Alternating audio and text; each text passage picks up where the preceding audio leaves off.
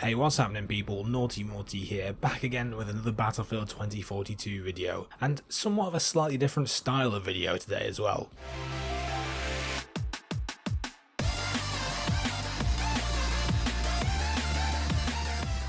We've all had a week to sit and digest the 2 to 4 days we had to experience DICE's new vision for the Battlefield franchise in 2042. I think it's safe to say that the response to it has been very mixed overall, with players across all platforms being very vocal about their concerns, issues, and also the joys and excitement in the lead up to the official release in November. The concept of this video is for me to break down each aspect of the beta and to provide a clear explanation to my opinions on it as well. And with that, let's kick off the retrospective by talking about the cosmetic aspects of the beta first.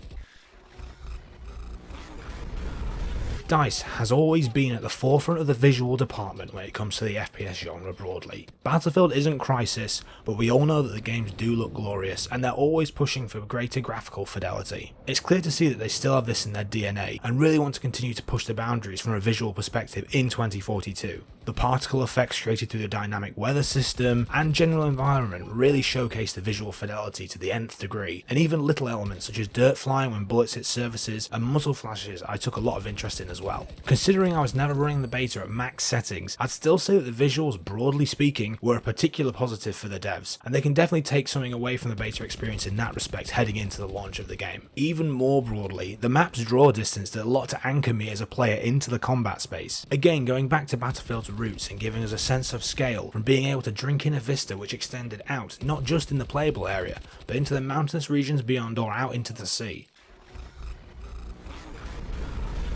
An extension of the visuals in-game, the UI has definitely been a contentious area within the community for some time, even when we saw initial gameplay from DICE showcasing 2042. When it comes down to early critique of this, I'm going to open up by saying personally I think that the UI in-game is a little bit too cluttered for my liking. I understand that DICE want to provide as much info as possible to the player, with points, kill feed, objective capture ratios being thrown onto different parts of the screen, along with the standard map, squad and loadout sections. But when all this is at play, it can dilute the experience, or even worse, distract the player when actively engaged in gunfights. I'll admit, I personally didn't get too distracted by the UI, and really appreciated the effects the tornado had on the UI elements if you got too close. That was a really nice touch and added more to the visuals overall. The minimap made it clear to spot enemies in combat at least, so diligent players should be able to stay on top of situations if they're paying attention to that specifically. Some members of the community are calling for changes to the kill feed, but to be honest I don't really care about that so much. Although, to bundle this into the UI section, the spotting mechanics definitely need work for me. I struggled with the spotting mechanics after Battlefield 1, and personally think the Battlefield 1 spotting system was the closest to an ideal approach to being able to mark opposition players, both in-game and on the map as well. Battlefield 5 moved away from this and really reduced the effectiveness of spotting, and to me it seemed like 2042 is following a similar trend.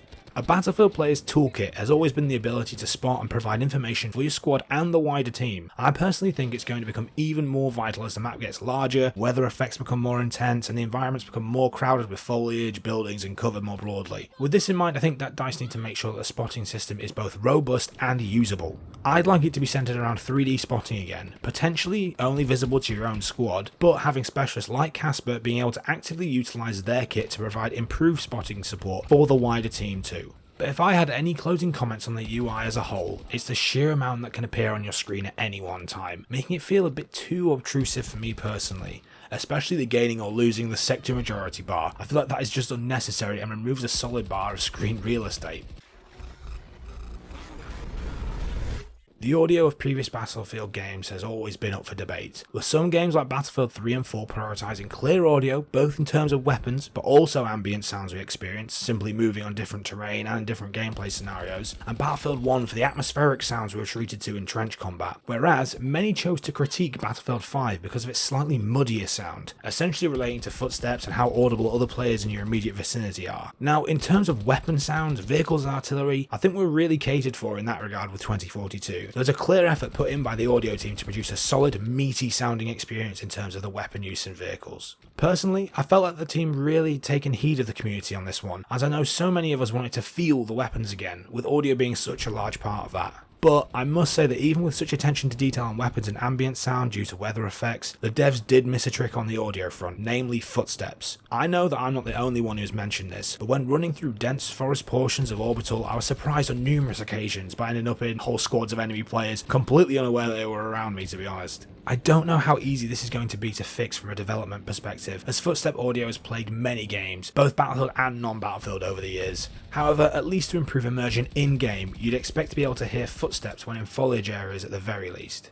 I'm sure that the devs will be aware of this gripe though, so hopefully we'll see some improvements when the full release hits. Battlefield as a franchise has always been pushing the boundaries, both metaphorically and literally in terms of maps, showcasing large playable sandboxes, allowing for individual player freedom within an arcade shooter context. And let's be fair, they're clearly taking this to the next level with the 2042 specific maps. When digesting Orbital on its own, I think it caters to a lot of different playstyles simply because of the size and scope of the map. I had a lot of fun as a purely infantry player, whereas I know those who really focus on vehicle gameplay were also able to enjoy the different terrain that the map provided, and each playstyle continued to have its own unique challenges as well. Regarding my own playstyle, I felt that it was definitely more beneficial to stay either around D1, D2 or C1, C2 for the most part, as that was predominantly where action would take place from an infantry side. That's not to say that I didn't head over to E, B, A or F to assist my teammates in capturing the rocket or the tower or the other outposts, but as an infantry player, D and C were the main sectors of focus.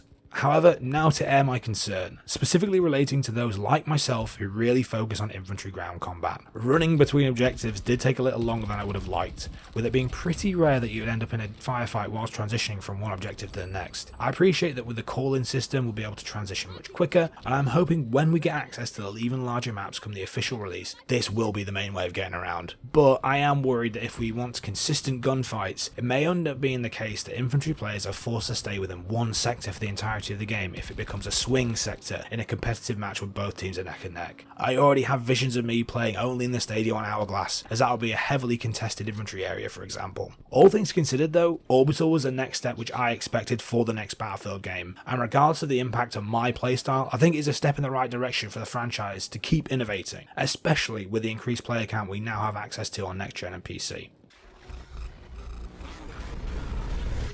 Right. So the movement mechanics in Battlefield 2042 have been a pretty hot topic across the community, both during and after the beta wrapped up. To me, the closest Battlefield I can really link the movement mechanics to is arguably Battlefield 1. This is mainly due to the slide momentum shift, however with the general advanced movement of Battlefield 5 and new additions like the tactical sprint option. I personally really enjoyed the overall movement we were able to achieve in Battlefield 2042, and the added diversity of the new mechanics felt satisfying to get the hang of and master over the course of the beta. The issues have arisen though, as people have begun to compare movement mechanics to other AAA FPS titles, and how there are now very distinct similarities and features across these games. To that I'd like to say that I think the movement showcased in the beta is more of a natural progression of the Battlefield movement system. DICE have worked on the core mechanics from Battlefield 1 and 5, tweaking specific areas which may have been over the top, like the Battlefield 5 slide for example, whilst trying to introduce worthwhile changes to improve movement and ultimately make it more fluid. I've also heard that they've taken some inspiration from the likes of Apex Legends movement system, and looking back at it I can definitely see this, and I might be slightly biased because I enjoy Apex Legends movement a lot as well. My closing comments around movement in the beta are overwhelmingly positive though, with only a couple of vaulting issues being little gripes that I had while I was playing. It seems like 2042 is trying to provide us more freedom of movement whilst grounding us in a relatively realistic system, which provides opportunities for players to outmaneuver and outplay opposition. And personally I think this kind of skill gap can only be beneficial to the game overall, giving those people who master movement techniques a smaller advantage against their opponents. As a community, we have to remember that Battlefield first and foremost is an arcade shooter at its core. We might have options for hardcore modes, but the gunplay has always been an arcade experience. I was pleasantly surprised with the gunplay in 2042, as going into the beta I had fears that the weapons would feel very similar to Battlefield 5, in so much as they would not be weighty, and of course the main worry, random recoil patterns being implemented again. From my experience in the beta, I felt that the gunplay was also a really good marriage to the movement mechanics too. The weapons felt weighty enough, but without the issue of particularly random recoil and having to try and manage that if you're shooting at medium to long ranges especially. There was still some recoil to contend with though, which made it more satisfying as I put more time into the beta, because I could feel myself improving at handling the consistent recoil over time. Along with this, I felt that most of the weapons were also viable options because of the varied sectors on the orbital map which lent themselves to more specific gun types, but you could still make different combinations work too. For example, using the SMGs around the D sector, especially in the underground corridor area, could also be swapped out for LMG or DMR play watching over the runway or playing on the building rooftops at either side. This allowed me to really get to grips with all the different weapon types too, something that I'll admit I don't generally do when it comes to Battlefield titles. The main weapon which I felt needed tuning though was the shotgun. Now, I'm not a shotgun player myself, but even when trying to use it, I felt like it just didn't pack that punch up close, which we've come to expect from close quarters weapons in the Battlefield franchise. Another issue I think should be addressed is potentially the overwhelming use of the M5A3 in the beta, which arguably was the most effective gun across all ranges. I'm sure the devs will be well aware of this already and the weapon will probably be already fixed so it isn't so effective, but I personally don't want to see a weapon and loadout meta around 1 and 2 guns. I want to make sure that there are reasons to use all weapons when the official release launches. I think that the weapons and gunplay gets a big approval from me overall though, and it was definitely a major factor in keeping me coming back and wanting to play more. Disclaimer, I suck at driving and piloting vehicles. This section is going to be more from the perspective of someone who hops in his squad mates' vehicles and uses ATVs to get from point A to B the quickest way. I'm definitely not qualified to go into the nuances of piloting and driving tanks, helis or jets at all, but what I can comment on is the feeling of immersion, and gameplay when sitting in a gunner seat or as a pleasant passenger to vehicular manslaughter my boys were performing felt very much the same as Battlefield's past. Hopping into a tank and barreling onto an objective really gave me those Battlefield 3 and 4 vibes again, which is a huge positive in my book. Plus, the lack of entrance and exit animations really enforced to me that the devs have been listening to the community, as this is something I really didn't appreciate in Battlefield 5 especially. Along with this, resupply stations appear to be a thing of the past as well. Again, a feature which I think was trying to take Battlefield in a more realistic direction, but overall did not improve the gameplay. And to be honest, I found it frustrating when I was using vehicles sparingly in Battlefield 5. I've been complimentary of my experience with ground vehicles, but air vehicles is probably a slightly different story. Putting performance and server issues aside, like the stuttering of opponent jets and helis, I found it incredibly difficult to be a gunner or to assist my teammates who were piloting air vehicles. Now, this could be down to server issues on the side of my teams as well, but air combat really didn't feel fluid like we experienced in Battlefield 4, particularly by the end of Battlefield 4's official lifecycle. Overall though, I can't really put much criticism on vehicle gameplay, as I'm probably not the best person to comment on it, unfortunately.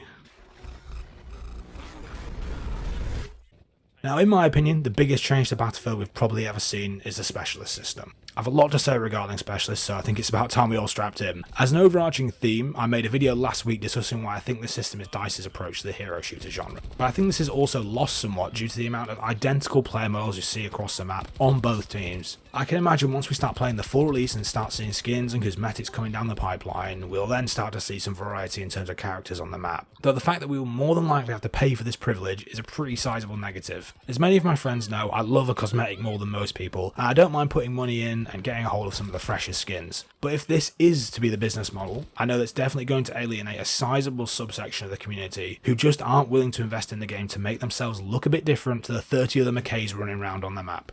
Now that's out of the way, let's just chat about each specialist individually. McKay was by far my most used specialist during the beta, and I genuinely enjoyed having his grapple gun. It definitely added a new dynamic to standard infantry play, being able to utilise verticality in a way we haven't seen before, and I think that when the main game releases, McKay's going to be the primary specialist that we see in the game, because he's the easiest to get your head around, and he can have an immediate impact with his own gadget off the bat.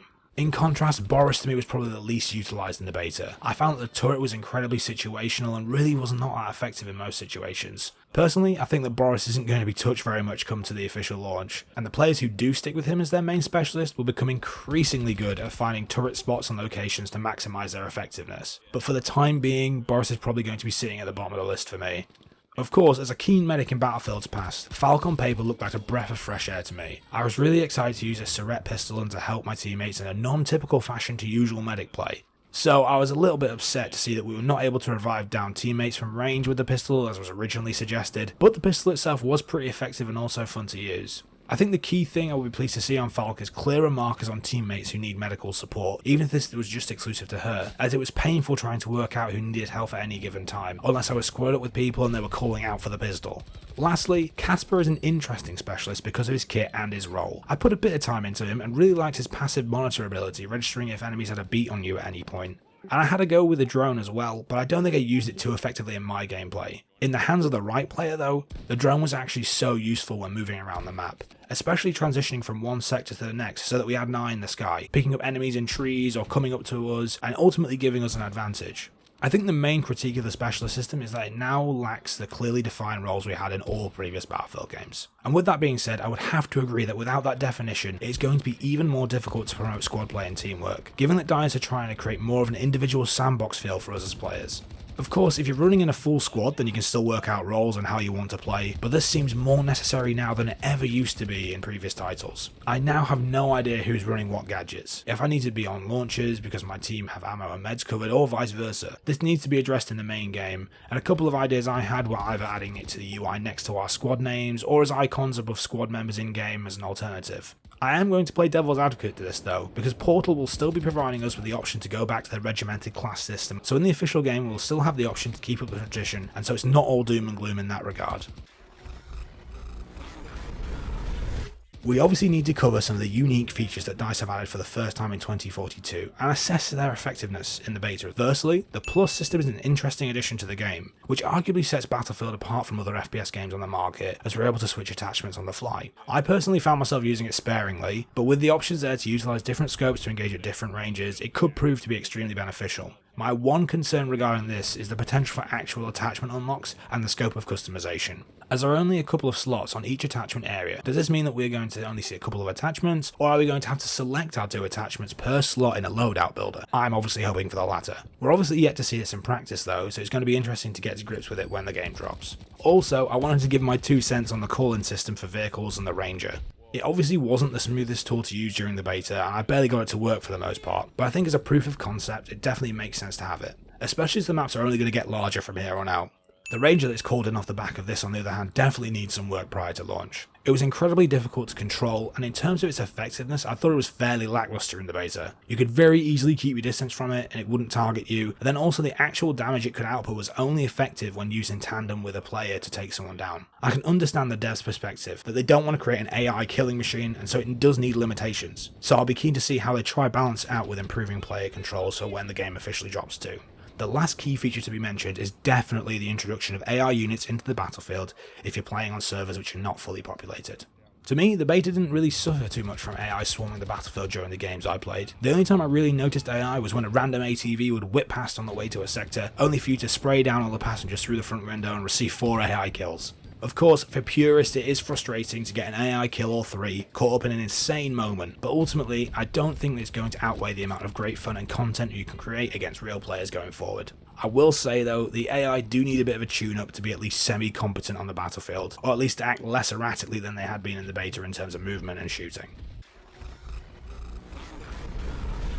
What can I say here? Just from the beta, it seems like DICE are trying to bring moments we only see in Battlefield back in a big way. The Tornado and Rocket on Orbital are just the tip of the iceberg in terms of the moments you can have on this map, and with increased scale there's even more opportunity for crazy moments to occur more frequently. Even the act of parachuting down from B into D1 or D2 straight into the combat is exciting in itself, and that use of scale and intensity is what I think Battlefield 5 lacked. When the full game launches, I expect to see this trend continues across all of the new 2042 maps. What I'm interested to see is how they try and achieve this within the Portal mode, or more specifically with the older maps from previous games. We've already heard they're adding features to the older maps to support larger player counts, like Valparaiso from BC2 creating a low tide area around the shantytown, but will this be enough to continue the precedent set by the new modern maps built specifically for this next generation of Battlefield? I guess we'll have to wait and see how it plays out on November the 12th. To wrap all this video up into a little bundle for DICE and anyone else who watched this far, I think the beta was a great showcase of what we can expect at the full release of 2042. Performance issues, bugs and glitches aside, I was happy with the direction we've seen the devs take overall. Of course, like most people, there are areas which I want to see changed or improved upon, but we all have to be realistic. It's not long until we're going to get our grubby little mitts on the game in its entirety, and to expect the devs to be able to fix every single issue the community have raised within a month is pretty outlandish. Those of us who played Battlefield 4 at launch know exactly what I'm getting at here. Even if the game coming out in November isn't quite the finished article, or quite polished to the same extent, I have faith in DICE that they'll be able to put all their effort into continuously improving the game, whilst adding more content and keeping it fresh for us as the community. In contrast to more recent Battlefields, I do get the feeling that the team at DICE and the surrounding studios involved are all pulling in the same direction. I want to build a game with a significant tenure, a Battlefield compendium of sorts. So with all that being said, the beta was absolutely necessary, and I'm glad we all just got to give it a shot. If you've watched all the way through here, I really appreciate it. Thank you so much for listening to my thoughts. Do let me know down in the comments below what your thoughts were of the beta overall, and also let me know what you're excited about for Hazard Zone. Thanks again for letting me steal some of your time today. I'm sure I'll catch you all in the next one.